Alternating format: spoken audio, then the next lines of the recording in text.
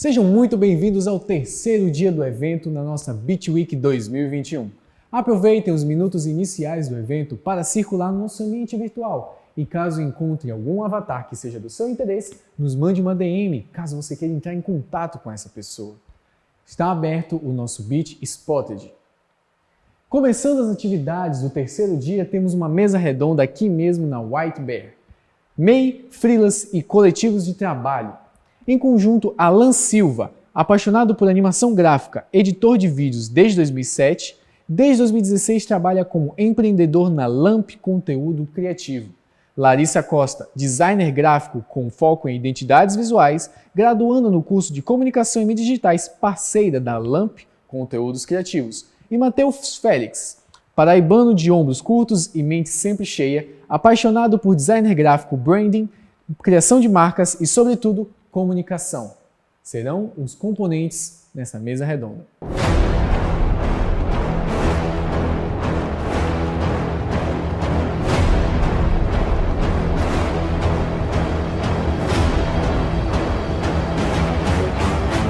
E nesses próximos minutos nós queremos realmente tratar bem especificamente, né? Comentar um pouco sobre a CLT, que alguns já trabalham, a parte de freela, a parte do MEI, microempreendedor individual, que é uma parte também que é simples, mas existem muitas coisas que a gente não conhece ou que não sabe, e uma nova tendência do mercado criativo, que não é apenas aqui na Paraíba, é no mundo todo, em toda a área que trabalha com criatividade ou que trabalha com colaboração e cooperação, tem surgido os coletivos.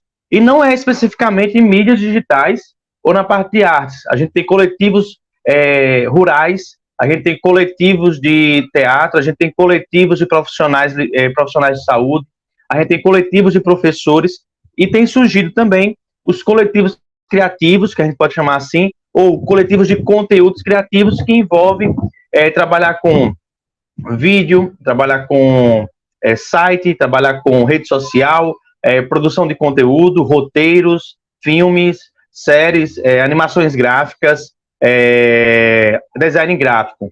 Então, dentro disso aí também, a gente quer contar um pouquinho da nossa história nessa construção. A LEMP, ela se caracteriza muito mais por um coletivo criativo, embora legalmente a gente ainda é um MEI, né? É um MEI com outros MEIs envolvidos, um microempreendedor individual com outros micros empreendedor individual.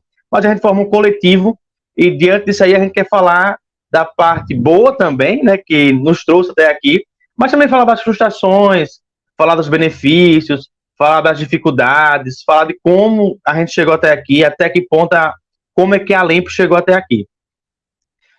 Outro ponto também que a gente quer tratar nessa tarde com vocês, apresentar para vocês, é também como você pensar nas finanças também, que é uma parte muito importante.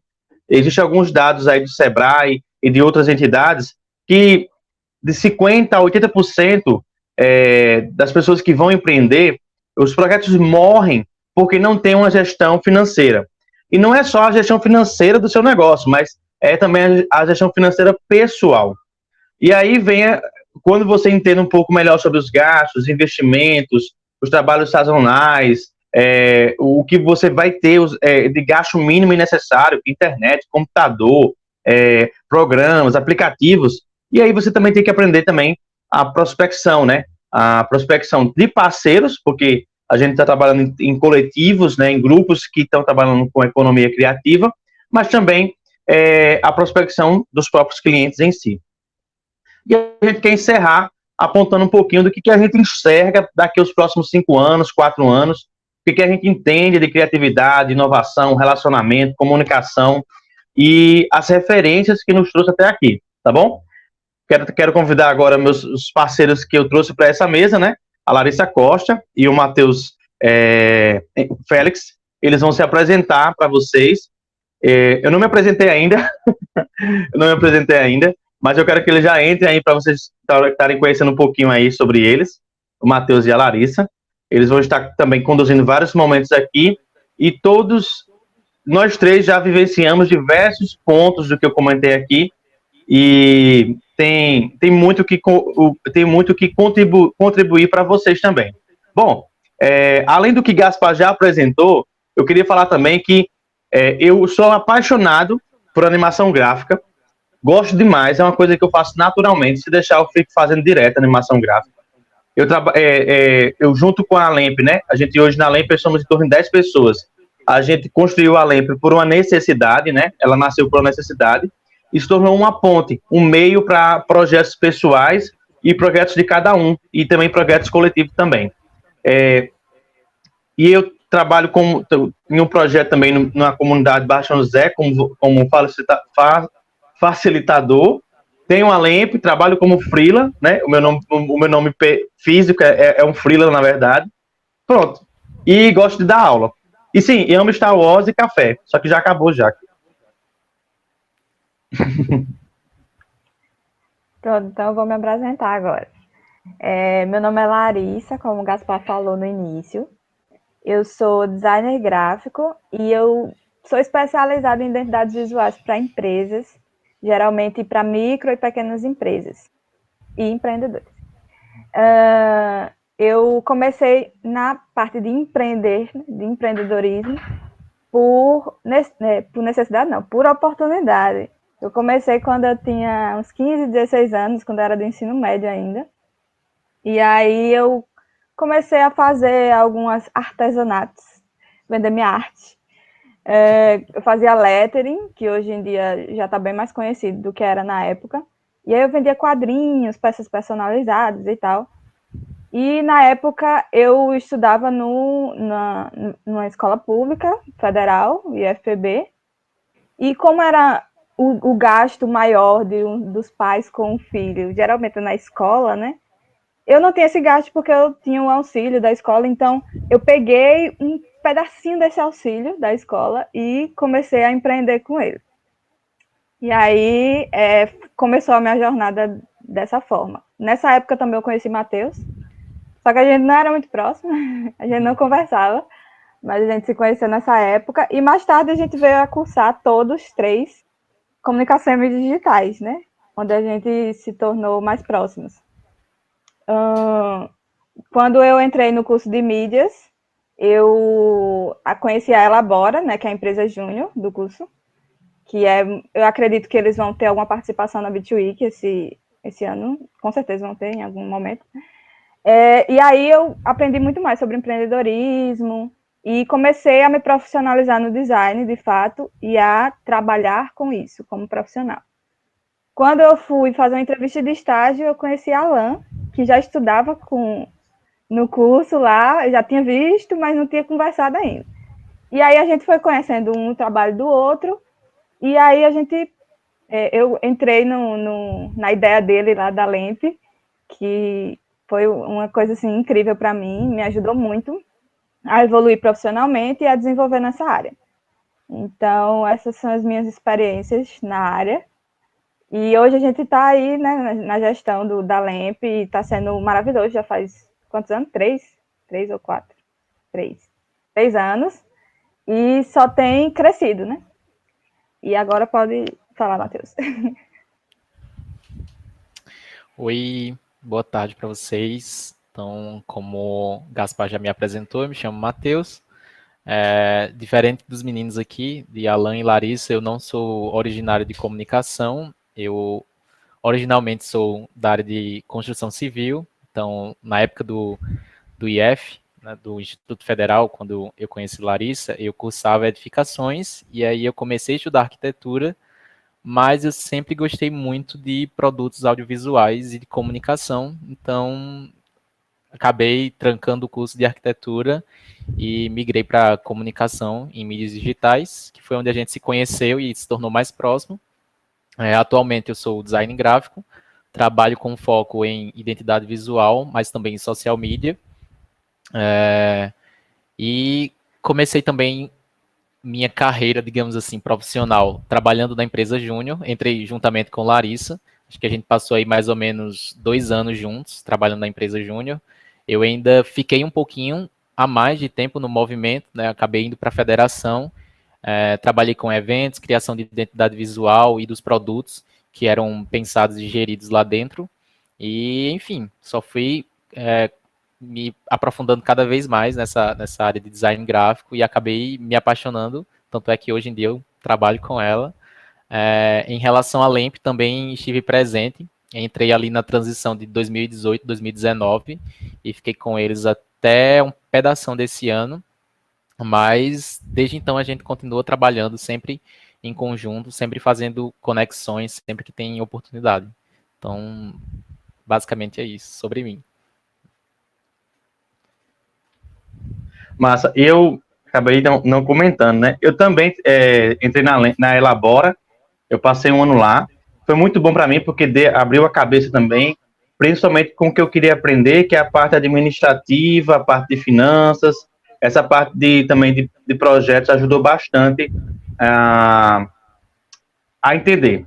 E assim, conhecer Larissa, que praticamente eu conheci fora do curso, depois que conheci Matheus, foi muito bom para mim, porque também eu comecei a perceber que, de fato, havia diversas pessoas que tinham o mesmo pensamento que o meu na época, de trabalhar em coletivos sem ter a característica de uma agência ou sem ter a ideia de uma empresa, o peso burocrático e institucional de uma empresa, né?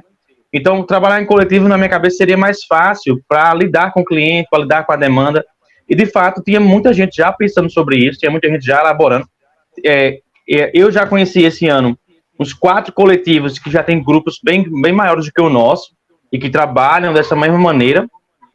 E eu acredito também que, legalmente, falando em termos de legalização em relação ao institucional, existe também já CNPJs que o Sebrae aponta para isso, a gente vem estudando sobre isso também, né, Larissa? A gente já vem estudando sobre possibilidades de como é que a gente pode ter um CNPJ que possa abraçar todo mundo e que mesmo assim mantenha a individualidade, mantenha o trabalho pessoal de cada um, não deixa preso, não cria aquele obstáculo na pessoa. Então, assim, o crescimento da LAMP que a gente teve durante esses 3 anos é muito massa, porque a gente olha para a vida da equipe, olha para a vida da equipe em termos de competências, profissionalização, em termos de organização, e a gente vê que está bem massa. Todo mundo cresceu realmente, evoluiu, eu cresci bastante, a Luana, a Manu, o Matheus, o Natan, muita gente que está envolvida na equipe. Mas também quando a gente olha para o cenário financeiro, e a gente vê que também que evoluiu bastante também, né? E aí a gente vê, eita, realmente é um negócio, realmente ele gera frutos, realmente paga a equipe, realmente dá para se viver disso, em outras palavras. É isso. Exatamente. Aí a gente, por exemplo, eu nunca cheguei a ser CLT, né? Eu nunca... Porque quando eu já comecei vendendo minha arte, e aí depois entrei no curso e já fui direto para atuar como freelance. Eu ainda fui estagiária por um tempo, mas nunca atuei como CLT de fato. Não tive essa experiência. Então, para mim, o ser freela foi muito natural. Eu me adaptei muito fácil a essa realidade de ser freela. Mas isso pode ser, assim, complicado para algumas pessoas, né? Então, a gente vem falar também dos perfis, que a gente quer mostrar os perfis de profissionais que existem, porque nem todo mundo se adequa a tudo, né? É lógico que cada um tem seus benefícios, cada um tem suas vantagens e suas desvantagens, e cada pessoa sabe o que é mais interessante para si. Como a gente trabalha com criatividade, com comunicação em mídias digitais, né? Todas essas profissões que envolvem essa área, vídeo, design, foto, redação, tudo isso, o mercado está muito aberto a receber coletivos desse tipo de trabalho. Cada vez mais a gente vê, como a Alan falou, coletivos desse tipo, dessa área, porque é uma área que possibilita ser freela e possibilita você a ter construir esse networking que é tão bacana. E às vezes os clientes eles não entendem que se você é designer, não quer dizer que você também edita vídeo, né? E aí isso aí pode ser com certeza vocês já passaram por isso. A Alan com certeza já perguntaram a ele se ele fazia alguma coisa que ele não é a área dele. Ele pode até saber fazer, mas ele não é a área dele. O Matheus a mesma coisa, com certeza. Comigo já aconteceu várias vezes. E isso acaba criando uma porta da gente começar a indicar pessoas que a gente conhece, começar a oferecer esses serviços e terceirizar, enfim. Aí acaba criando essa oportunidade da criação dos coletivos. E aí é bem interessante isso aí. Vamos falar já dos perfis de profissionais? Vamos. Vamos lá, eu vou falar um pouquinho, tá? E aí vocês vão falando das experiências de vocês. Eu vou falar um pouquinho da CLT, né? Mas é tudo teórico, assim, porque eu não tenho experiência. A gente chama a pessoa de CLT, mas CLT é a consolidação das leis de trabalho, né? Mas é só para ter essa noção de que essa pessoa está sob essas leis. Ela é muito boa porque ela assegura os direitos e deveres dos contratados e dos contratantes, né? Do chefe e do funcionário. Então, quando você tem essa carteira assinada, aí você não precisa se preocupar diretamente com os impostos trabalhistas, porque é o próprio empregador que ele vai estar responsável pelo pagamento desses tributos. Mas com isso você tem uma série de benefícios, né? Com isso você tem uma série de benefícios, né? Que é aqueles que a gente já conhece, já a sociedade inteira conhece. Tem o 13º, tem o FGTS, direito a férias remuneradas, licença maternidade e paternidade, licença por óbito de pessoa próxima, né, de familiar próximo, afastamento por doença, salário de acordo com o piso salarial e pagamento de hora extra quando atinge tantas horas, que eu não lembro exatamente quanto. Isso é uma série de benefícios que vem com a CLT. Só que aí a gente também vai falar um pouquinho sobre as desvantagens mais tarde, né? A gente está dando uma pincelada em cada área de trabalho. Alguma consideração de vocês sobre isso? Um dos pontos da CLT, assim, que assim, a gente tem que compreender também que a CLT, ela cresceu, ela tem todos esses direitos porque ela tem representantes de áreas. Então, a gente tem o sindicato dos comerciários, ou seja, é o sindicato do pessoal que cuida do comércio. A gente tem o sindicato dos professores. E tudo isso aí estabelece o quê? Estabelece piso salarial, estabelece os direitos de que vão ser conquistados, tudo mais tal. Eu acho que a crise vai entrar justamente a crise para os profissionais de comunicação digital, é porque a gente não tem uma representação, logo a gente não tem piso, né? O piso da gente é determinado pela função que já é pré-existente no mercado. Por exemplo, existe uma função de design gráfico e essa função já existe em vários setores, por conta da publicidade, por conta das agências, por conta de várias coisas, né? E aí o comunicólogo, que é vamos dizer assim, o profissional de comunicação em mídias, né, digitais, ele vai sofrer um pouco porque ele vai ter que se adequar ao que já existe no mercado. Mas ele não faz parte de nenhum sindicato, ele não faz parte de nenhuma base. E aí eu vejo essa crise, né, um pouquinho assim dessa crise. Eu trabalhei na TV Arapuã durante 5 anos, trabalhei mais 1 ano na Correio e trabalhei quase 3 anos na TV Cabo Branco, né?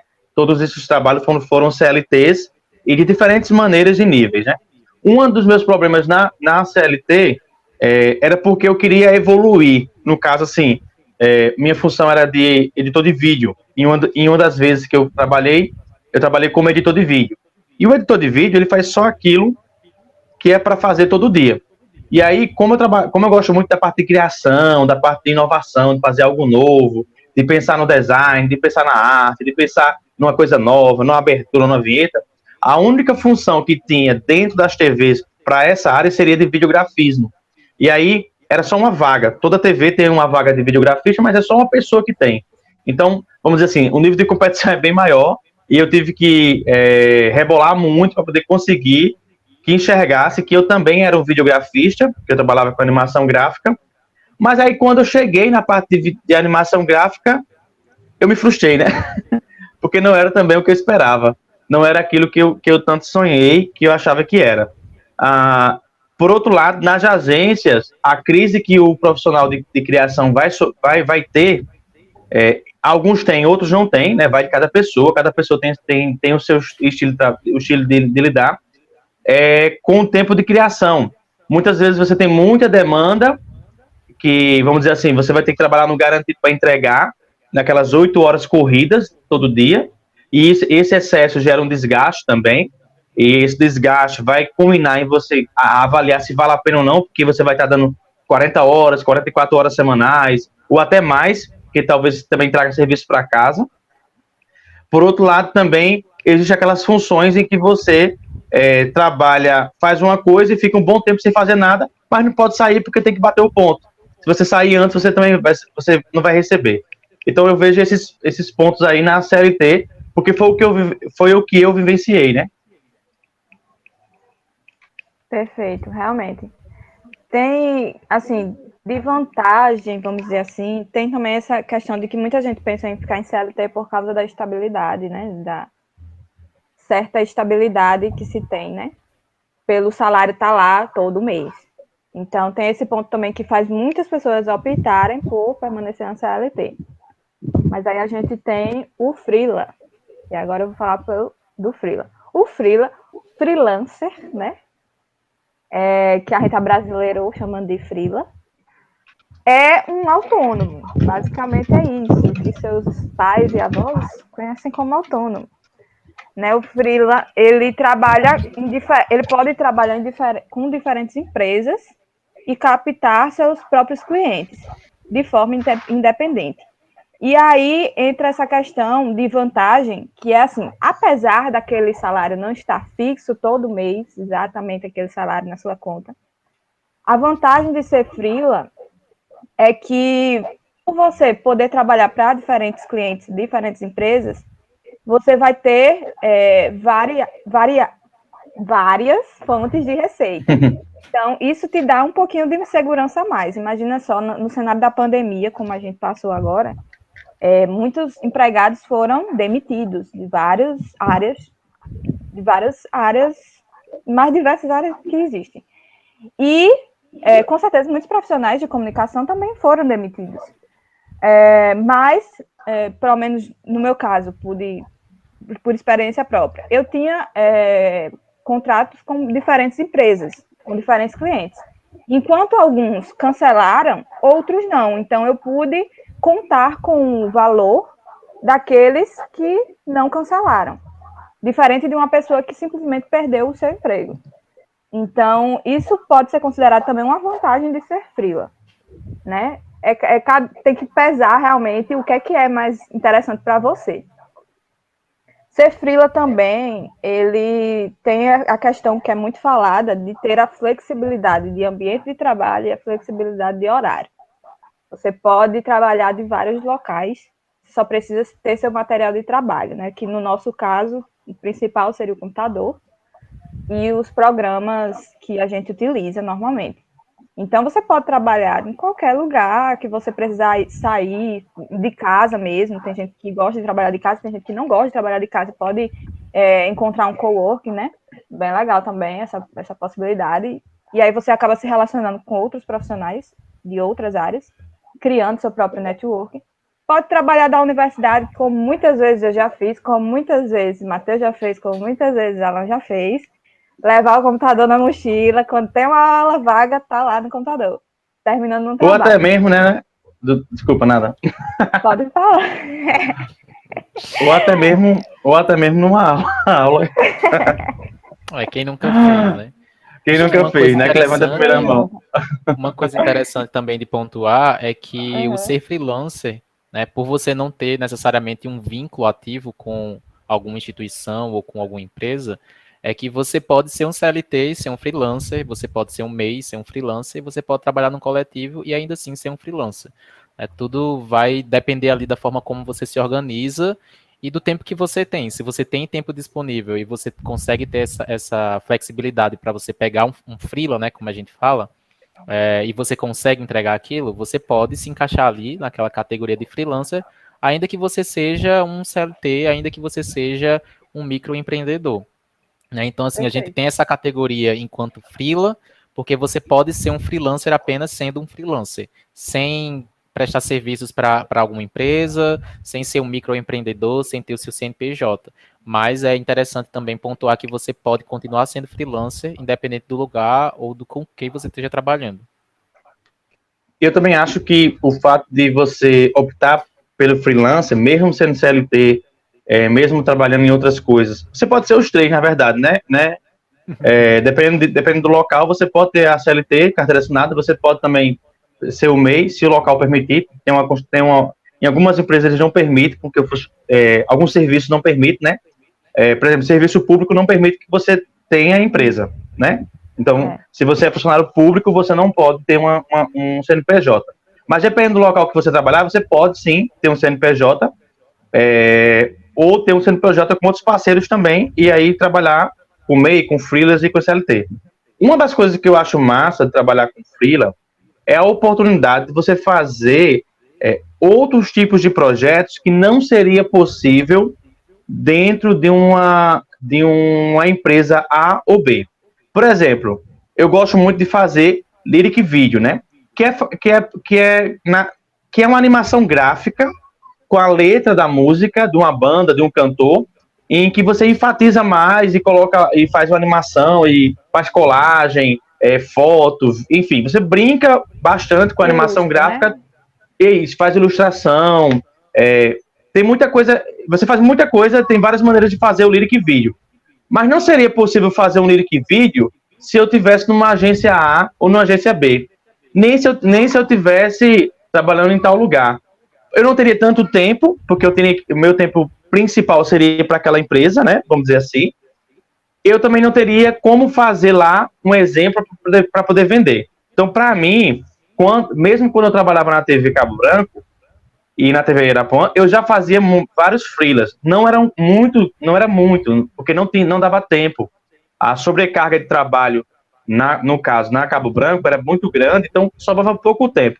Eu lembro que eu pegava 1 ou 2 coisas por semana, e mesmo assim, às vezes, nem conseguia entregar direito. Era bem puxado. Mas eu lembro que eu queria muito entregar um lyric video. Era meu sonho, era fazer um lyric video.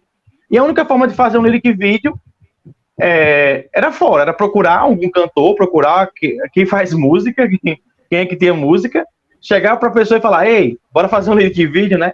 Então, eu comecei a fazer, e eu já fiz, do primeiro até agora, eu já fiz 10 lyrics vídeos, já fiz 10, e eu fiquei muito feliz por isso, porque era uma coisa que eu queria fazer, e não dava para fazer por outros meios, né? Então, eu acho que em cada área da gente aí, né, seja áudio, seja animação gráfica, audiovisual, design, redes sociais, site, você tem alguma coisa ali que você só consegue fazer quando você coloca para ser freela. Porque, de fato, se você for fazer numa empresa A ou B, os processos e a forma e as técnicas para fazer não vai ser a mesma coisa, nem vai ser a mesma experiência do que o freela. Deu para entender, né? Sim, com certeza. Mas faz muito sentido. Deu para entender? Deu sim. Deu. Pronto, beleza. Eu acho que travou um pouquinho meu celular. Pronto, mas é exatamente isso. Aí tem a questão da flexibilidade de horário que tu já entrou também, né? Que no CLT você tem aquela carga horária fixa de trabalho. E no freela você pode fazer seu horário. E aí você pode encaixar no seu horário semanal qual o melhor momento para você trabalhar, de acordo com seus prazos, né? Mas é uma flexibilidade bem interessante. Tem gente que gosta de trabalhar de madrugada. Não sei se é saudável, mas gosta, né? Tem gente que prefere, que se acha mais ativo de manhã, enfim. E também tem a possibilidade de você estipular seu próprio preço sobre cada serviço, né? Que o Alan caiu, foi? Eu acho que sim.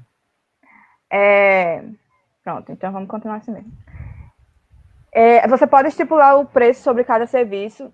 Alan falou um pouco sobre a questão dos sindicatos, né? Que estabelece, né, o piso e tal. Na questão eu não sei todas as áreas, todas as profissões da área de comunicação, como são, pelo menos de vídeo e tal, edição, não sei se a Alan pode falar sobre isso, mas eu sei que design não tem nada que regulamente o preço a ser cobrado por cada serviço. A gente tem uma tabela conhecida entre os designers brasileiros, que é a tabela da ADEGRAF, que é do Distrito Federal, eu acho, que todo ano, ou é de 2 em 2 anos, eles publicam uma tabela com valores referenciais para cada serviço. Às vezes eles acrescentam novos serviços e tal. E aí dá para ter uma ideia de quanto mais ou menos a gente deveria cobrar, mas só que não existe uma regra.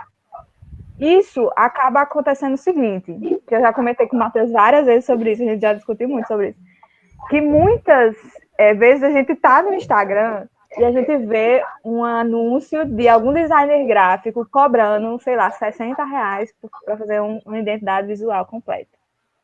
E tem gente que cobra, tipo, um valor bem mais alto, porque também reconhece o valor do seu serviço e sabe quem é o seu cliente. Então, é uma discrepância muito grande que existe pela falta de se haver uma regulamentação na questão dos preços. Mas você pode estipular o preço por causa do serviço seu, né? Isso envolve uma discussão muito mais abrangente, se isso é bom, se isso é ruim. Mas, assim, de forma muito mais simplista, isso pode ser bom para você, porque aí, conforme você for se aprimorando, você pode ir subindo o valor do seu serviço, né? Então, se no início você cobrava um valor, só que você veio estudando, você veio fazendo cursos, você veio se aprimorando na sua área, o seu serviço provavelmente vai estar valendo mais daqui a alguns anos. Então, essa liberdade de você poder trocar os preços, mudar os valores, você não encontra num CLT, por exemplo, porque você tem um salário fixo a ser pago, independente da quantidade de demanda entregue, né? Tem a questão das horas, é mais levada em consideração a questão das horas, né? Algum comentário em relação a isso? Queria comentar só que essa questão que a gente não tem essa sindicalização, a gente não tem essa regulamentação, talvez eu pelo menos enxergo ela como uma faca de 2 gumes. Ela pode ser utilizada para bem, como pode ser utilizada para mal. Para bem, porque acaba que a área se torna muito mais, como é que eu posso dizer, aberta a receber novas pessoas.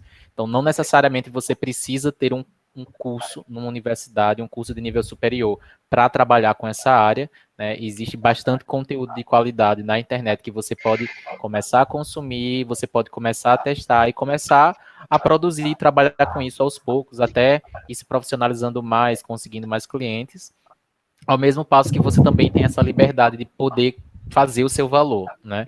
E acho que para mal acaba que a gente não tem valores muito padronizados de acordo com a região. Então, às vezes, um serviço aqui ele tem um valor e em outra região do país ele vale o dobro ou o triplo. Então, isso também é uma coisa que pega, que a gente vai falar um pouquinho sobre problemas de ser freelancer, que a gente, infelizmente, enfrenta muito isso, né? A desvalorização do serviço em algumas localidades. Assim, mas para bom e para mal, né? Você pode fazer o seu valor e conseguir se sustentar, né? Com o valor que você cobra naquela localidade, mas para mal você pode também estar entregando um serviço de qualidade, podendo receber 3 vezes mais por ele, mas infelizmente não é o valor que é praticado naquela região. E aí a gente entra em discussões sobre a questão de tipo, os profissionais que cobram menos, eles estão desvalorizando a área, eles estão desvalorizando o serviço, mas eles estão praticando o valor dele. E aí, assim, é uma discussão bem extensa, mas assim, é para vocês entenderem um pouco de como isso ele leva para tantas outras discussões que são muito importantes e que a gente sempre vai esbarrar, porque a gente sempre vai chegar naquele momento de pensar, putz, eu poderia estar cobrando muito mais por isso aqui, putz, eu não estou sendo valorizado. E isso serve para contratante, né, enquanto freela, mas também para empresas, né, para agências de publicidade e para empresas de outros ramos que têm setores de criação. Mas um ponto também que eu acho que é importante, se travar, vocês comentem aí, porque infelizmente acho que houve uma queda na minha internet, eu estou usando a do 4G. Um ponto que é muito importante pensar também sobre isso, Matheus, é que nem sempre também, não é que seja, eu estou cobrando mais caro, eu tô cobrando muito barato, mas também você entender como é o mercado e os perfis de clientes que existem. Sim. Então, existe um nicho comum de que empresas pequenas, elas pagam entre X e Y na parte de marketing. Por exemplo, as empresas que têm acima de 100 funcionários, eles têm lá já um orçamento para o marketing e que eles não estão preocupados no valor. É só colocar dentro do orçamento e tá bom. Então, se você vai fazer um negócio para uma empresa que é grande, então você tem que entender o perfil daquela empresa. Se você vai fazer um vídeo que é para Dona Zefinha, que vende calçada aqui na esquina, é outra pessoa. Ela não sabe nem o que é marketing, ela não sabe nem para onde vai, mas ela quer fazer um para colocar no Instagram dela, ou para mandar no grupo do WhatsApp da mulher da igreja lá, do pessoal de lá. Então a gente também tem que fazer assim, um estudo de caso da persona, né? Quem trabalha aí com marketing sabe o que é a persona, é você entender quem é seu público-alvo. No meu caso, eu venho migrando de público-alvo, eu venho migrando de persona. Então, eu tinha uma persona em 2015, ou seja, era um grupo que pagava um valor para os vídeos que eu fazia. Eu fui percebendo que era muito baixo e eu percebi que para aumentar eu tinha que conseguir novos clientes, porque esses velhos não iriam pagar. Eu cobrava 150 em um vídeo e eu queria cobrar agora 300. Essa pessoa aqui não ia cobrar, ela não ia pagar, porque a persona dela, o que ela entende de mercado, o que ela entende de negócios, é aquilo, é só aquilo. E ela não iria pagar mais porque ela também não vai evoluir. Então eu tinha que mudar de público, eu tinha que mudar de persona. Então eu passei a fazer para o público que pagava melhor. E eu fui percebendo que eu precisava aumentar mais o meu serviço. Eu vou ter que ir para outro público agora. E aí foi quando eu aumentei os parceiros que fornecem serviço para grupos maiores, para empresas que já têm um orçamento estabelecido para o marketing, para empresas que não vão reclamar quando você cobra um valor alto, porque o seu serviço é muito bom, que você entrega com prazo, com qualidade. Então, de fato, tudo isso vai somando, mas é muito importante você não colocar esse peso na sua persona. Você fala, é porque o cliente não paga bem. Sim, esse tipo de cliente que você tem é que não paga. Tem cliente que paga, tá entendendo? Talvez você não esteja enxergando, mas tem. Acho que Larissa passou por isso, não foi, Larissa, nas logomarcas, que ela tinha uma persona que pagava e quando você percebeu que tinha um outro público que pagava melhor e que entendia, respeitava o seu processo criativo, respeita as suas técnicas, respeita a forma como você conduz o processo. Então isso é muito importante porque a gente vai entendendo bem que existem os tipos de clientes e que você tem que fazer um funil e que você precisa estabelecer. Não, beleza. Quais são os clientes que eu tenho aqui, né? Eu tenho A, B, C, que só pagam isso. Então, eu vou classificar que esse cliente aqui é da classe C para mim. Eu tenho clientes Y, X e Z, que eles topam os valores acima de tanto para mim.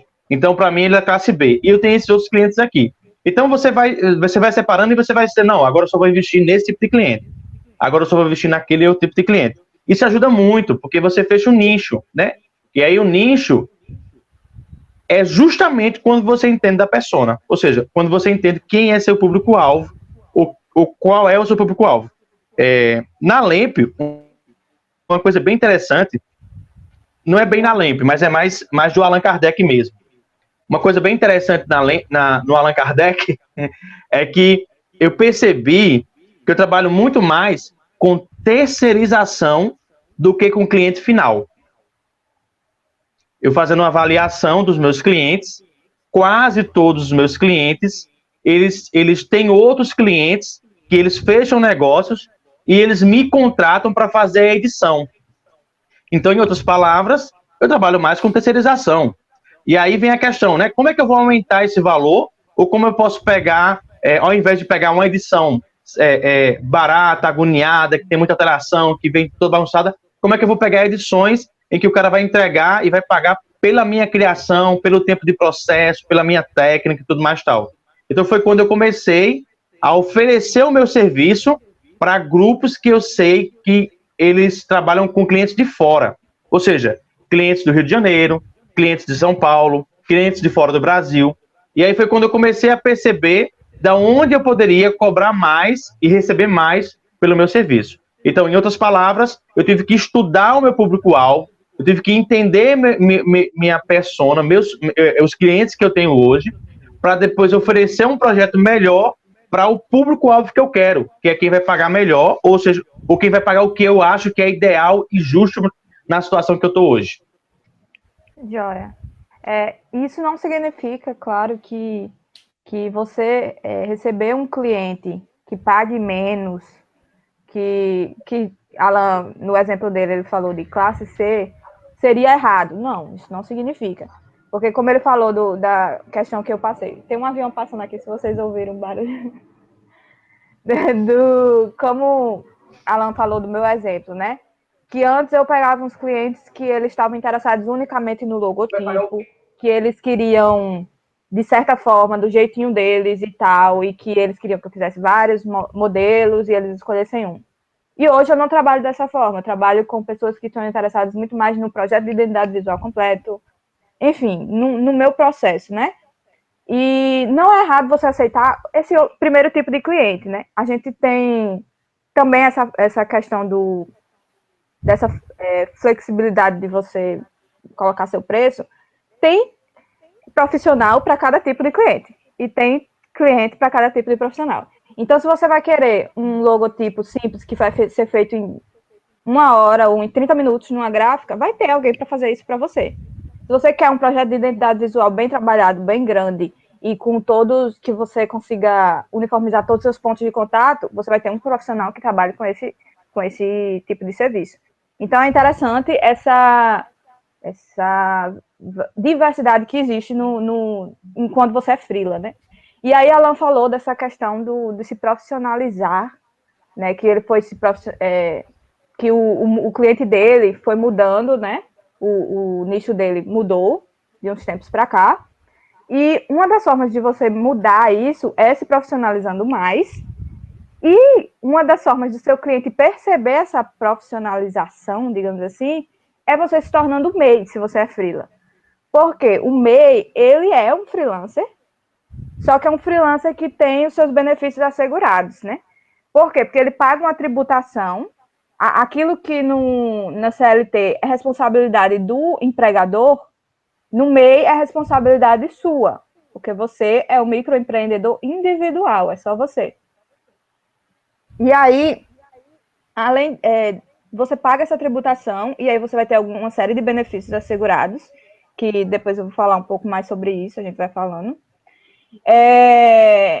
E por ser MEI, por você poder emitir sua nota fiscal com muita facilidade, por você ter o seu CNPJ, ser pessoa jurídica, você vai ser procurado por empresas de maior porte, consequentemente.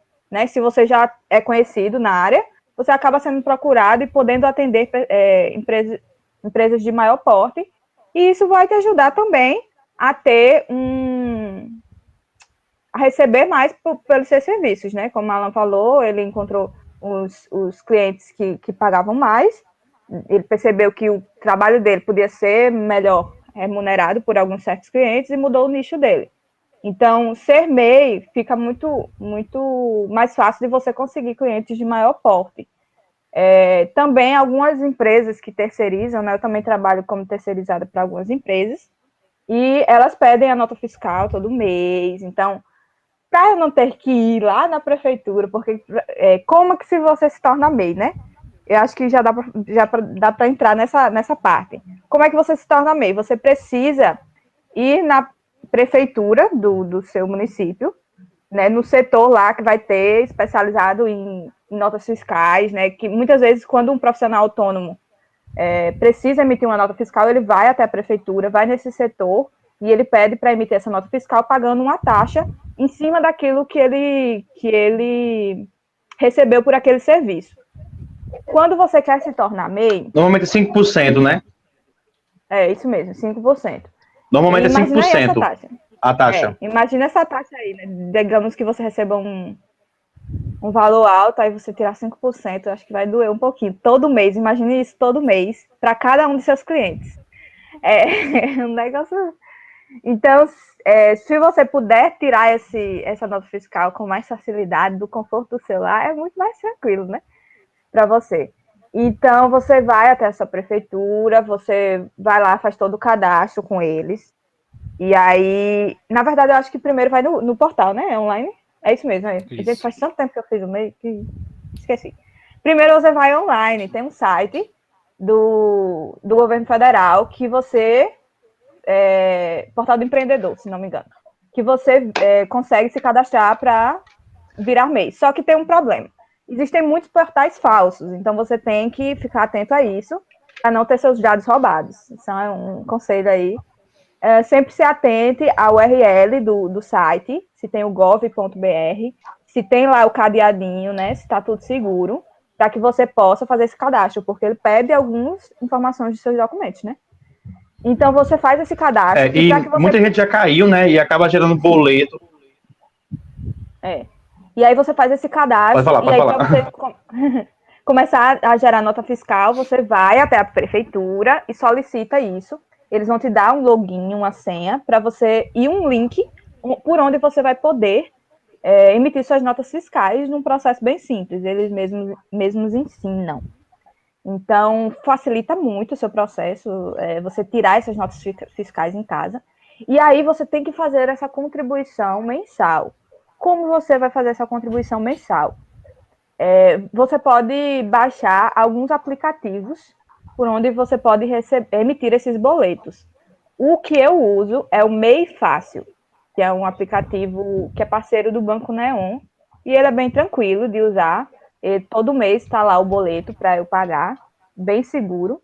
Só que eu acho que o próprio MEI, o próprio órgão do governo, tem o seu próprio aplicativo, que também é semelhante. Então, o ideal é você procurar saber se são aplicativos seguros, se realmente estão vinculados ao MEI, de fato. E aí é um processo simples, você gera mensalmente um boleto na tal data e paga esse valor. Fala aí, Alan. Mas você também pode colocar débito automático também. Isso aí eu não sabia. Se você tiver uma conta PJ, então, por exemplo, Nubank oferece conta PJ, Banco Inter oferece conta PJ, Banco do Brasil oferece conta PJ.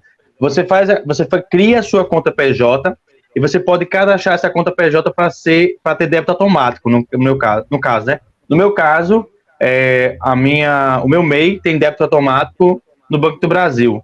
Então, nem lembro quando é que debita, só sei que debita todo mês. É mais fácil, todo mês está lá, tira o valor. Fica melhor, fica mais organizado para você não esquecer de pagar. Lembrando que você, para ter os benefícios, você tem que estar em dia, né? Se você não tiver em dia, você não recebe os benefícios, né? Isso. Acho que duas coisas que são importantes também de falar é que talvez de prefeitura para prefeitura esse sistema ele mude um pouco, né? Esse que a gente falou Muda. é o aplicável aqui. Então, por exemplo, em Santa Rita, se não me engano, você normalmente conseguia emitir as notas fiscais através de um e-mail. Você entrava em contato por esse e-mail, mandava os dados. Eu não sei se mudou, mas assim, até uma época, na verdade, isso foi mais na época da pandemia, porque teve alguns... massa. Mas ele tem um próprio portal, só que são portais diferentes. Por exemplo, o do João Pessoa é um portal, o de Santa Rita, que é onde eu moro, é um outro portal. Então, você tem que ir atrás da sua inscrição junto à prefeitura da sua cidade. Sim. Isso. Então, varia de prefeitura para prefeitura, então o processo também pode ser diferente. Você mora em Cabedelo, você vai ter que procurar para saber como é que gera a nota fiscal lá, porque a receita vai para a própria cidade. Aqui em João Pessoa também, e em Santa Rita também. Praticamente essa aí. E cada cidade vai ter suas regras, mas o valor é um só, não muda não, né? Porque o imposto é federal. E é importante lembrar da declaração de imposto de renda, porque assim, automaticamente, enquanto MEI, você precisa declarar seu imposto de renda. Então, assim, muito importante. Tem um limite, né? Tem um limite anual, que acho que é 81 mil, né? Eu acho que é 84. Não tô lembrando agora. 84 mil, né? Mas é por aí. Que dá mais ou menos, dá uns 6 mil e pouco por mês de serviço, né? E que o MEI também pode contratar uma pessoa, assinar a carteira de uma pessoa, e ele também tem outros benefícios também de crédito, de etc. Exatamente, a gente vai falar mais sobre benefícios já. Atualmente, em 2021, a taxa da tributação está em R$61. Ano passado, se não me engano, era 57. Isso depende da sua área também, né? Mas na nossa área aqui, de mídias e tal, é esse valor. Também tem que se atentar em outra coisa. quando a gente vai criar nosso MEI, pode ser que você não encontre exatamente a sua profissão lá, né, designada. E isso é o caso que acontece com os designers gráficos. Tem uma explicação para isso, eu não vou saber explicar, mas existe uma explicação por trás disso. E aí a gente vai colocando uma área que mais se assemelha àquilo que a gente faz. Para se instruir quanto a isso, é muito fácil de achar instruções sobre isso no YouTube, pessoas explicando tudo isso. Então, não precisa de aperreio, é realmente uma coisa bem simples. Mas realmente você não vai encontrar lá designer gráfico. Você vai ter que colocar uma área parecida. Mas basicamente é isso. E aí a gente pode falar um pouquinho sobre qual é a ideia de ser coletivo. Alan, tu pode falar, porque tu é o mais... Posso. Então, quando a gente começou a trabalhar com coletivo na LEMP, né? Praticamente foi por necessidade, né? A gente não trabalhou assim, vamos trabalhar coletivo, tal. Não, a gente trabalhou coletivo por necessidade, né? Na verdade, eu comecei a trabalhar com coletivos bem antes da LEMP nascer e pensando em melhorar, vamos dizer assim, eu já fazia nota fiscal, como o Larissa fazia, né? Todo mês eu ia para a prefeitura, esperava lá a minha vez, dizia a nota fiscal que ia fazer, pagava o imposto e depois eu voltava para casa. Eu fazia isso várias vezes. Foram surgindo outras demandas, outros clientes que queriam algo fixo, e de repente eu me vi com 3, 4 clientes, uma oportunidade de um trabalho que iria tomar muito meu tempo e eu não queria perder aqueles clientes. E eu fiquei pensando, o que eu posso fazer, né, para poder não perder esses clientes, para poder focar nesse trabalho aqui no contrato que eu ia fazer, que era numa faculdade. E aí foi quando, né, surgiu a primeira vez, o primeiro modelo de ideia. Foi até trabalhei com o Magdiel, trabalhei com a Ana Clara, trabalhei até com o Fernando também, que está na equipe da organização. E aí a gente começou a testar e a ver como é que era, como é que funcionava, né? E depois, no segundo ano, foi que eu montei a primeira equipe, de fato, que foi com Larissa, foi com Manuela e com Reginei. Eu cheguei para elas e falei assim, olha, é o seguinte, eu tenho esses 3, na época era 3 clientes, né, Larissa? Eu tenho esses 3 clientes aqui, juntando os 3, eles pagam X valor, certo? Eu não tenho como atendê-los, mas eu não quero perder eles. O que eles pagam, eu vou passar para vocês, vou dividir em 3, e vai me ajudar, porque eu vou conseguir fazer os negócios que eu quero, e vou conseguir montar o que eu quero. E a gente falou assim, vamos fazer um teste, né? Vamos aí topar os próximos 10 meses, tu lembra, Larissa? Vamos fazer um teste aí, nesse primeiro ano, vamos ver o que dá, né? Numa reunião, a gente falou isso. E, de fato, o objetivo inicial era isso mesmo, era ser uma ponte para não perder aqueles clientes, para fornecer para eles algum tipo de serviço legal, e, ao mesmo tempo, eu consegui fazer o que eu queria naquela época. Mas a coisa cresceu, apareceram outros clientes, foi entrando mais gente, a gente foi colocando mais gente como uma pirâmide, tô brincando, foi aparecendo mais clientes, foi surgindo mais demandas, eu mudei de perfil de cliente, mudei de nicho e tudo mais tal, e a gente viu que precisava de profissionalização, é o que a Larissa falou, né? A gente começou a estudar mais, começou a correr mais atrás, começou a entender melhor o mercado, começou a estudar mais sobre negócio, sobre gestão, sobre projetos, sobre finanças, sobre tudo a gente começou a consumir mais e percebeu que a gente precisava de um perfil melhor, percebeu que precisava de uma gestão melhor. E aí, em 2020, mesmo com a pandemia, a gente trabalhou focado com capacitação, com educação.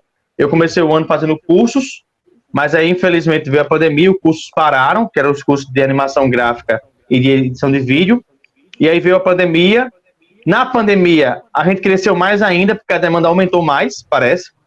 Tipo assim, a gente trabalhou muito mais do que antes, muito mais, trabalhou muito mais.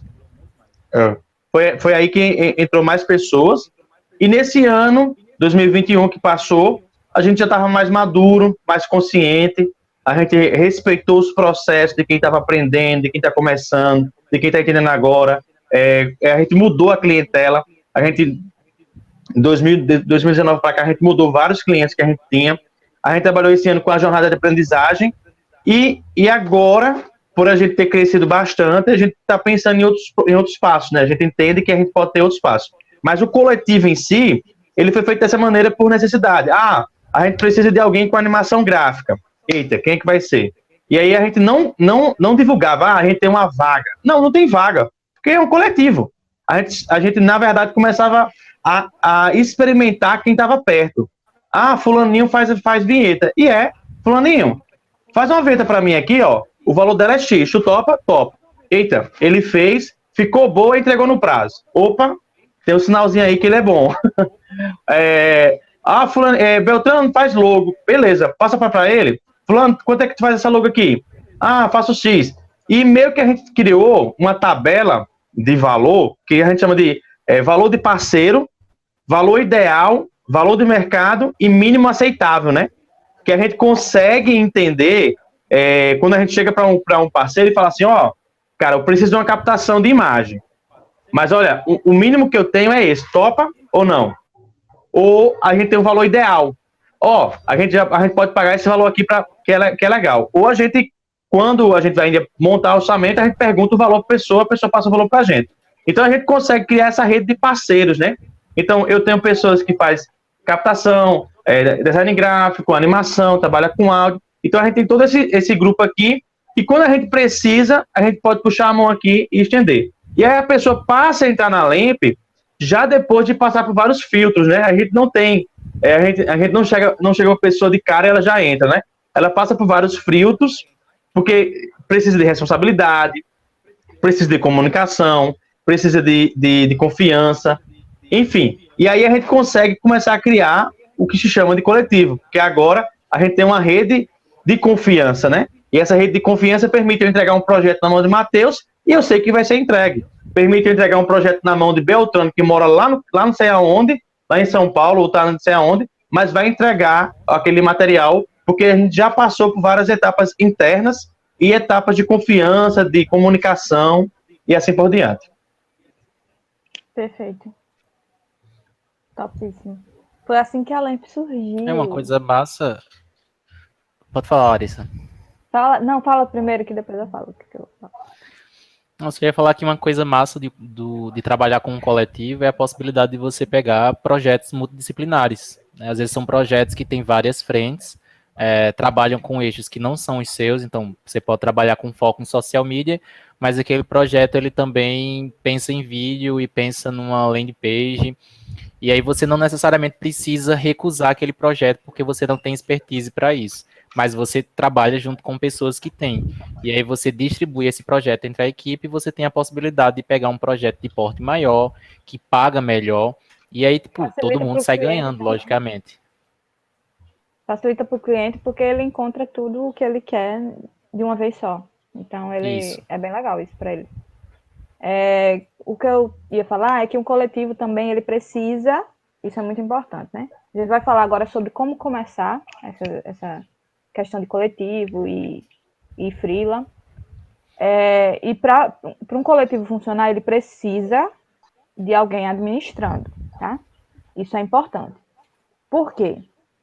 Porque tem que ter alguém que vai estar por dentro de tudo o que está acontecendo. Porque, entenda uma coisa, talvez se alguma das pessoas não conseguir cumprir um certo prazo, não conseguir fazer uma certa coisa, essa pessoa tem que estar disponível para poder realocar aquilo, resolver algum pepino, ou emitir nota fiscal, ou fazer uma série de coisas. Então, tem que ter pelo menos uma pessoa que possa se responsabilizar por essa coisa mais administrativa. Lá na LEMP, a principal pessoa que faz isso é Rê, que ela cuida dessa parte. Então, tipo, se houve algum imprevisto, para que aquele projeto, vamos dizer que um dos profissionais ficou doente e não pode entregar tal coisa. Então, ela rapidamente contacta um outro profissional da rede para poder suprir essa necessidade, porque aí o cliente vai ficar tranquilo em relação a isso. Então, é sempre bom ter alguém na parte para ficar administrando. A gente vai falar aqui rapidinho, as horas já estão indo embora. A gente vai falar um pouquinho sobre como começar essa questão de ser freela porque você fica meio perdido, e como começar um coletivo, né? Na parte de ser freela, para você começar a ser freela, né? Você viu que você consegue fazer um projeto de design legal, ou que você edita bem, que pode ser que você encontre algum cliente. Como é que você vai começar esse processo de se tornar um freela, de realmente trabalhar com isso?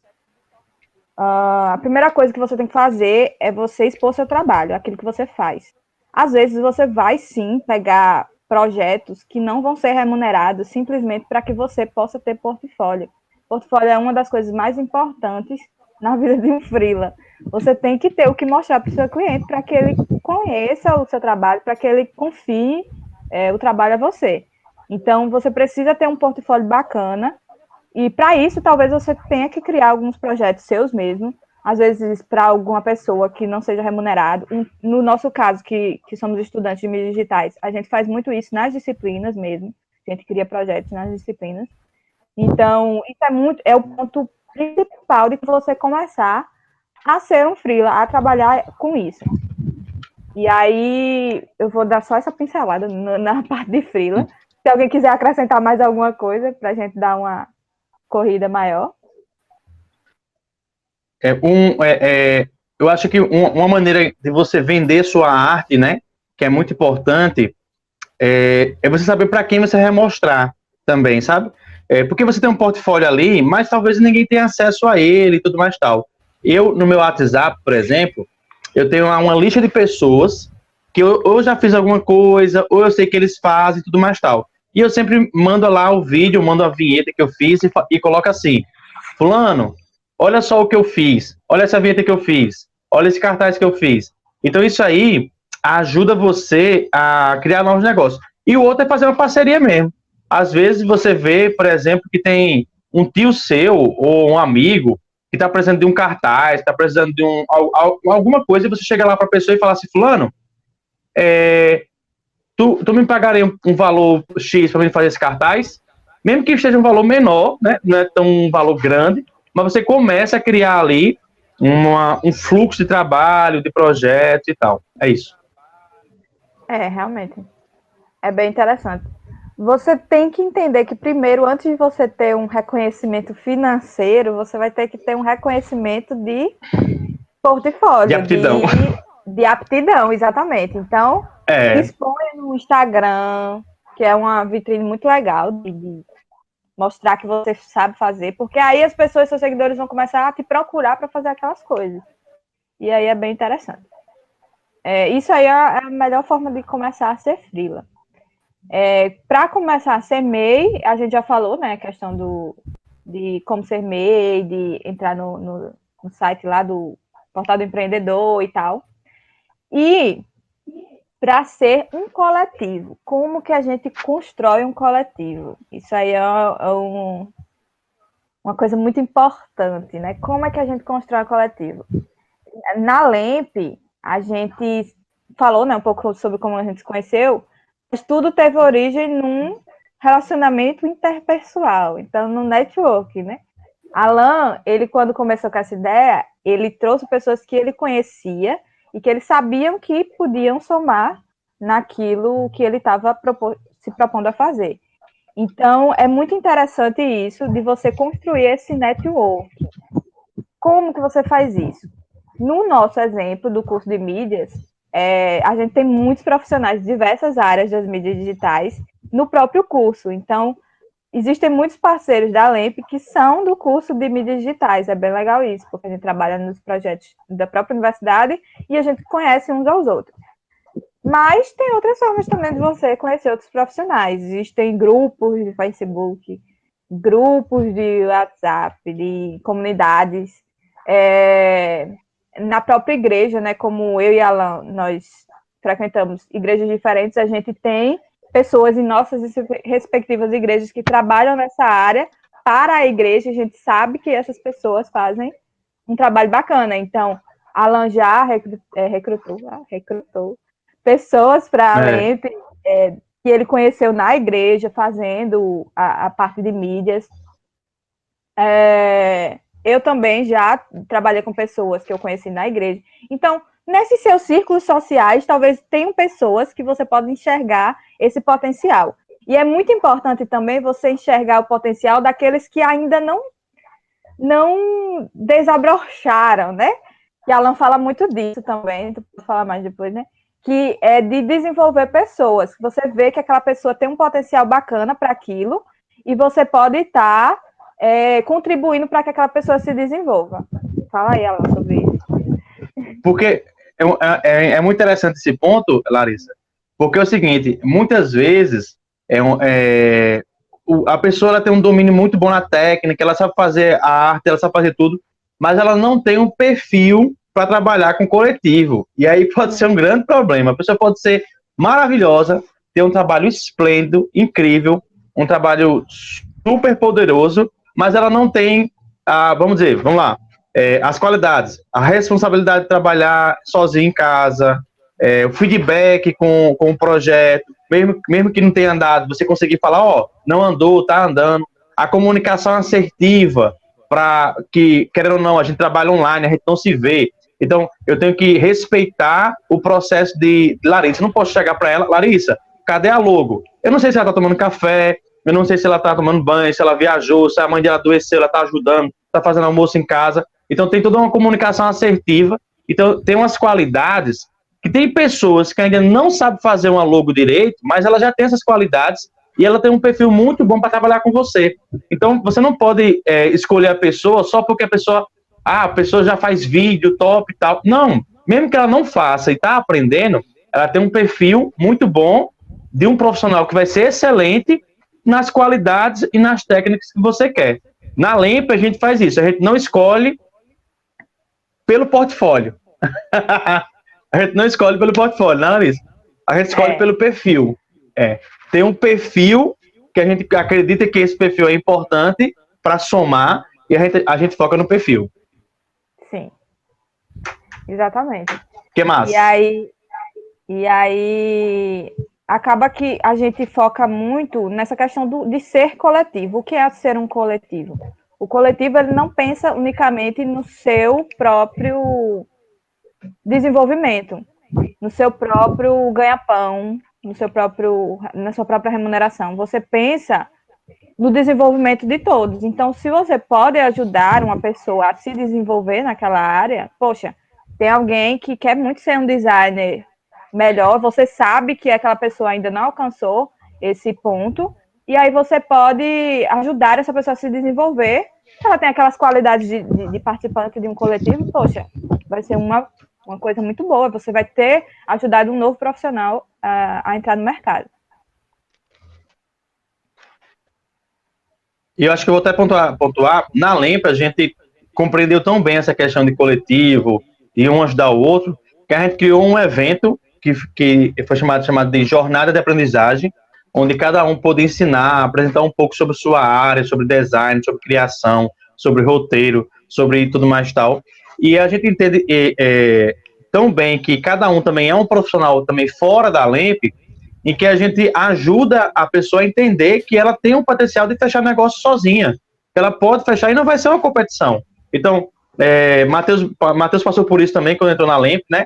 Que ele não tinha tanto clientes fora, né? Não tinha um nome assim, estava ainda montando. A Larissa também. E dentro da Lemp entendeu, aprendeu, organizou, colocou seu nome para fora, criou sua rede de negócios e, enfim, está aí crescendo.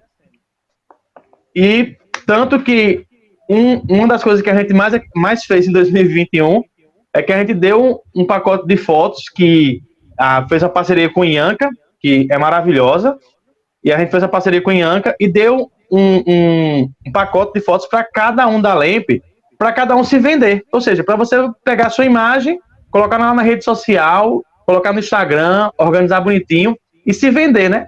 Em outras palavras. Olha, a gente tem 2 perguntas aqui. Deixa eu dar uma lida. Miquéias Vitorino, conheço ele. Conheço ele. Tá, Muito massa. Eu sou funcionário público e atuo como fotógrafo. Infelizmente, não posso ser MEI. O coletivo seria uma alternativa para poder formalizar o serviço? Quer responder? Sim e não.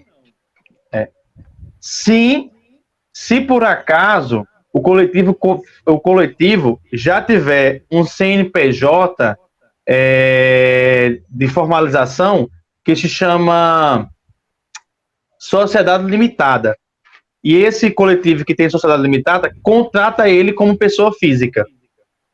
Aí ele estaria formalizado, porque ele teria um contrato, certo? Uhum. Não se por acaso ele quer ser um sócio desse coletivo. E aí, já que ele não pode ser MEI, ele também não pode ser sócio do coletivo, né? Tá entendendo? Por conta do que ele é funcionário público. Então, teria que avaliar isso enquanto pessoa física. Eu acho que enquanto serviço, prestação de serviço, para você, que seria para esse coletivo, seria legal para você, porque você teria uma rede de network, né? E todo mundo iria oferecer serviço, e você já estaria na jogada como fotógrafo também. Rafael Toscano. E na hora de fechar a conta e emitir a nota, vocês dividem o valor em várias notas diferentes ou fazem um rotativo? Tipo, esse job vai ser tudo na conta de fulano, o outro na conta de ciclano. Não. Na hora de emitir a nota, o que é que acontece? Como a Alan falou, ele é MEI, certo? A gente já está procurando essa parte da sociedade limitada, né, Alan? A gente está pesquisando as outras. Como a LEMP está crescendo, a gente está tendo que se preocupar em organizar melhor as coisas, né? Mas até o momento, né, do tamanho que a gente está, o que é que acontece? Todas as notas são emitidas num único CNPJ. CNPJ, isso. CNPJ. Dá para emitir em outros? Dá, mas só que se a gente manter só em um, acaba que sendo mais organizado, né? Tem uma pessoa responsável por administrar essa parte e ela acaba por emitir todas as notas fiscais. Fica mais fácil, fica mais organizado. Eu não sei como é que vai ser daqui para frente, quando a gente mudar esse sistema, mas vai tudo acabar sendo num único CNPJ. Mas isso só é possível porque a gente não fatura o superior ainda ao que o MEI pode, né? Que é 84 mil por aí por ano.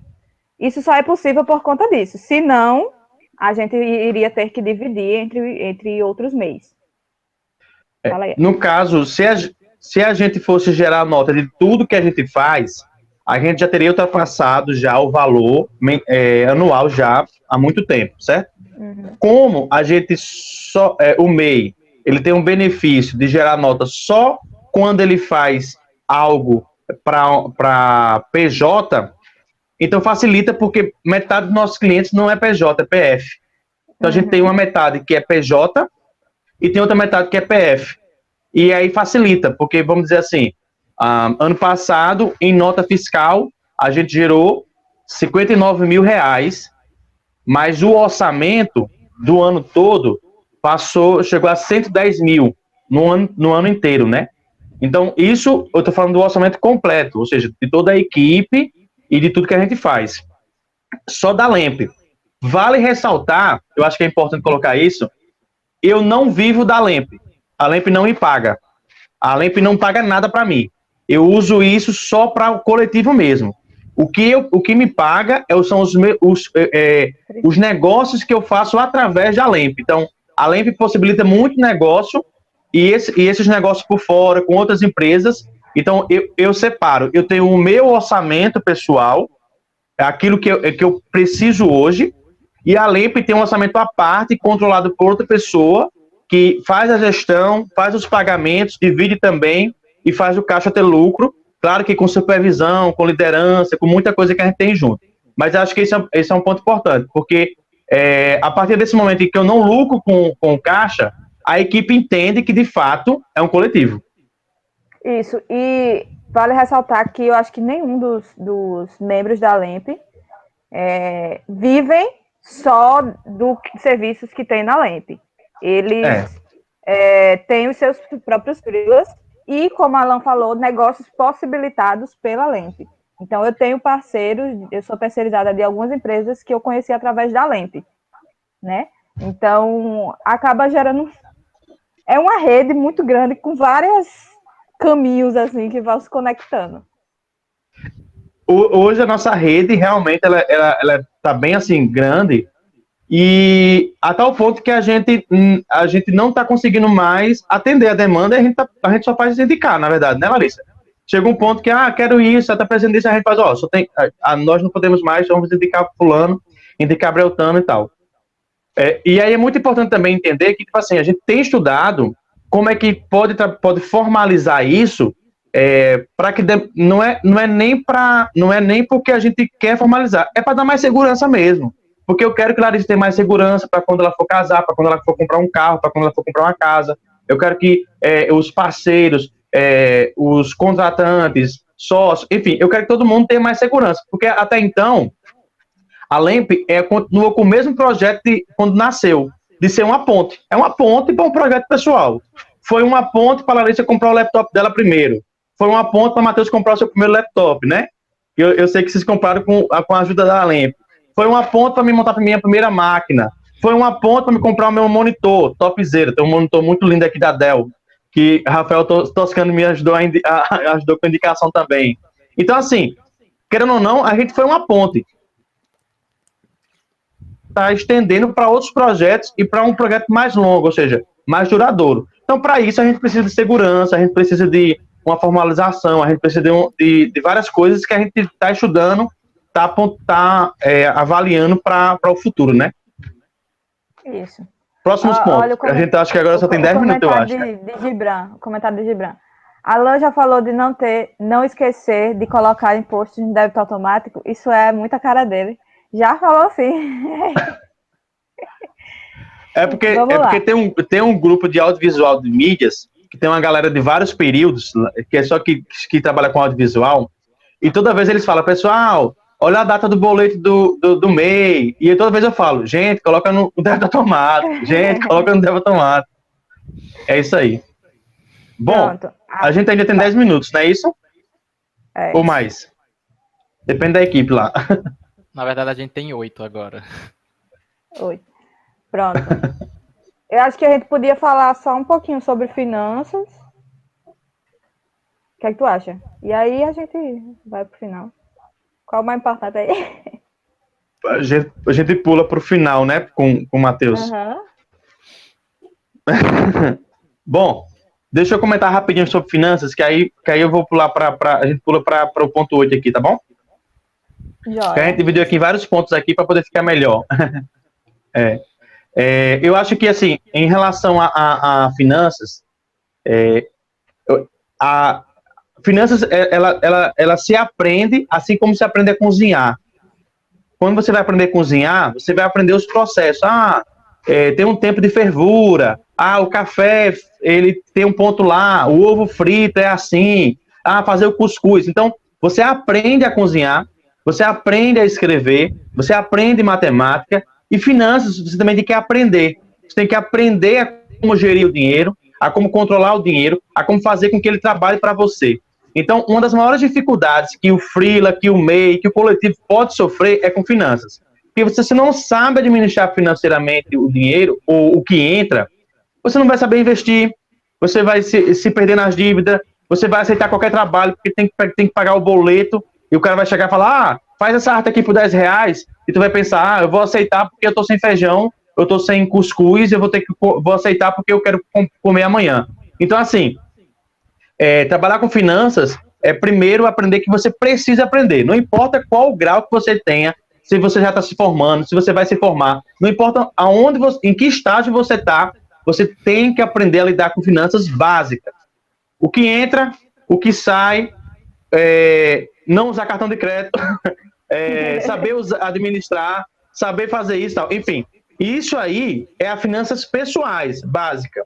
Quando você vira um MEI e quando vai trabalhar em coletivo, aí você vai ter que aprender finanças realmente, porque você vai ter que dividir valor com parceiro, você tem que pensar num próximo mês que vai entrar, quando você é freela. Eu sou freela. Eu não sei o que vai entrar em janeiro, eu sei o que vai entrar em dezembro, que eu já fechei. Então eu preciso trabalhar pensando em janeiro. Eu preciso fazer um caixa, eu preciso criar uma reserva. E aí, enfim, tudo isso aí, gente, tem que aprender, tem que estudar. não caia na ilusão de que você vai saber na hora. Não, quando eu pegar lá quando eu pegar R$ 2.000, eu sei o que eu vou fazer. Não, você não vai saber o que você fazer. Você vai gastar com besteira e você vai satisfazer os seus desejos momentâneos e pronto. É verdade. Se você não tiver disciplina, já era. Vai, Larissa, e vai, Matheus. Próximo ponto. E agora a gente vai falar, a gente cortou algumas partes, né? Mas a gente vai falar um pouco sobre e o futuro. Beat Week aí é sobre, né? Bem futurista aí. Fala aí, Matheus. Tá, e o futuro? O que é que a gente espera para nossa profissão? A gente tá vendo aí que as coisas estão cada vez mais sendo automatizadas e, assim, de um lado é uma preocupação, mas de outro lado a gente começa a perceber o que a gente pode fazer com isso, né? Então, muito provavelmente todo mundo aqui já deve ter visto algum anúncio de plataforma ou app por aí que faz uma identidade visual com algumas informações de formulário e você consegue fechar todo um projeto que, enquanto design gráfico, se você for pensar, pesquisar e fazer todo esse processo, você vai levar aí umas 3 semanas. Então, a gente se preocupa muito com isso, a gente percebe que as coisas estão sendo feitas cada vez mais rápidas. Isso vale para todas as áreas de audiovisual e de produção artística e, enfim. Mas a gente precisa sempre pensar, né, nos diferenciais que a gente pode oferecer. E aí a gente pontuou algumas coisinhas aqui, que são criatividade, inovação, relacionamento e comunicação assertiva. Então é muito, muito importante que a gente, enquanto produtor, vou chamar assim, enquanto a gente produtor de conteúdo, seja midiático, seja em off, a gente precisa consumir tudo que é referência. Então, não importa se você é da área de design gráfico, faz parte você assistir um filme e observar, você ouvir uma música e tentar se atentar aos detalhes, porque nenhuma referência ela é demais. Então, é muito bom quando a gente começa a se atentar a isso e começa a consumir todo tipo de conteúdo. Todo tipo de conteúdo, eu digo no sentido, né, de diversas áreas, e não se prender somente àquilo que a gente faz. Porque o que eu faço é de conteúdo estático, então eu só vou consumir conteúdo estático e referências desse tipo. É massa a gente ver movimento, é massa a gente entender um pouco de som, é massa a gente entender um pouco de vídeo, porque isso dá noção para que a gente consiga fazer coisas e assim a gente consegue inovar. A gente só consegue inovar quando a gente tem um bom repertório por trás daquilo que a gente faz. Não dá para a gente sempre se confiar no produto da nossa mente, porque a gente precisa de referências, a gente precisa saber de onde partir, precisa saber o que é que quer representar, precisa saber o que quer fazer, né? E quando a gente sabe onde a gente quer chegar, aí fica mais fácil da gente começar a implementar o processo. Relacionamento e comunicação assertiva é uma coisa que a gente, enquanto freela, enquanto meio, a gente precisa muito, a gente precisa ser claro naquilo que a gente quer comunicar, claro nos nossos valores, claro no que a gente está fazendo. A gente precisa fazer isso porque isso livra a gente dos clientes problemas, né, dos clientes que estão ali tentando dar um jeitinho, e isso nos aproxima dos clientes que são, tipo, fiéis e que realmente eles valorizam aquilo que a gente quer. Então a gente precisa ter sempre essa comunicação clara e assertiva, e comunicação é questão de você testar, viver, aprender e também pesquisar, né? Porque aí existem várias ferramentas que ajudam a gente a... Ferramentas e coisinhas de texto mesmo, como, por exemplo, como passar uma informação sem usar palavras negativas para não passar uma impressão errada. Isso pode parecer besteira? Pode parecer besteira, mas na hora de defender um projeto, é importante que você consiga passar o máximo de segurança possível. Então, qualquer ferramenta e qualquer coisinha que te ajude nesse objetivo de ter uma comunicação mais assertiva, é ponto para você. Porque, assim, imagine você faz um projeto 3 meses, defende o projeto, e aí, por não ter sabido explicar alguma coisa direito, o projeto volta aí com 3 alterações, e aí você acrescenta mais uma semana de projeto, e às vezes se você tivesse mudado uma coisinha que você falou, tivesse acrescentado alguma coisa ali, o projeto era aprovado de primeira, fechou, recebeu, parte para outra. Então, acho que o futuro é basicamente sobre isso, a gente ainda tem ao nosso favor, que nós somos seres criativos, e que a gente consegue desenvolver muita coisa conforme a gente vai vivendo e aprendendo. Show de bola. A gente tem 1 minuto. Bom, cada um deixa uma única mensagem, certo? Para despedir. Porque, assim, qual o conselho que você faria? Se você tivesse só que dar só um recado para quem está entrando nessa área, qual seria o seu único conselho, certo? Eu vou dizer o meu. Olha, se você está começando agora nessa área, ou faz muito tempo que você está nessa área, não importa. Meu único conselho é que você tente imaginar sua profissão em 5 e 10 anos. Sabendo disso, cria uma reserva financeira para o futuro. Dê um presente para o seu eu do futuro. O seu eu daqui a 5 anos e o seu eu de 10 anos. Todo projeto que você fizer, se você guardar 10, 5% nos próximos 5, 10 anos, você vai ver a grande diferença que você vai fazer lá no futuro. Esse é meu único conselho. Cheirinho, beijo. O meu conselho é, como uma boa tímida saindo da sua zona de conforto, é conheça pessoas. É muito importante, porque nada do que a Lemp é hoje, ou a profissional que eu sou hoje, seria possível se eu não tivesse me aberto a conhecer pessoas. Então, conheça pessoas e procure se desenvolver com elas, claro, né? Vendo os seus potenciais e tal.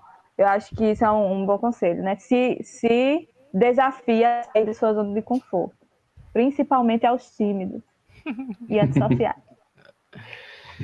Tá, e o meu conselho é que se você está vivendo algum momento complicado, está frustrado com aquilo que você está fazendo, se você não sabe que se é o que você quer continuar fazendo pelos próximos anos, meu conselho é que você tente experimentar novas coisas, que você tente fazer coisas que você acha que não consegue fazer, tente literalmente experimentar, sabe? Eu acho que uma das possibilidades da nossa área é que a gente consegue testar e a gente consegue visualizar as coisas que a gente testa. Então, pega um projeto, produz no tempo livre, vai fazendo uma coisa, vai experimentando, vai fazendo coisas que você acha que não é capaz e que não vai dar certo, seja dentro da sua área, seja fora da sua área, mas tente, porque você pode descobrir que talvez a área que você tem interesse não é essa, é outra, e aí se for outra, bola para frente, mete a cara e só vai atrás, porque assim, existe espaço para todo mundo e quanto mais criativo, melhor. Então, esse é meu conselho. Show. É isso. É isso aí, pessoal. Obrigadão por estarem aqui, para acompanhar essa jornada aí da gente, essa conversa. Se tiver mais dúvidas, se quer conhecer mais, procura meu Instagram, procura o Instagram da Larissa, que tá aqui, e do Matheus, que tá aqui embaixo. Então, procura a gente pode conversar, a gente tá aí disponível para poder também falar mais coisa, beleza? Valeu!